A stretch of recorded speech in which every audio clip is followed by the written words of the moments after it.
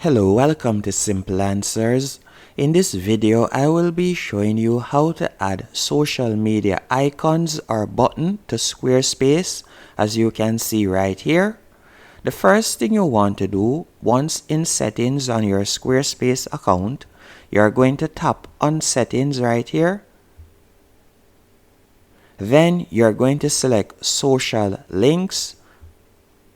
After selecting social links, you will see Facebook, Instagram, and you will also see the option to add social link.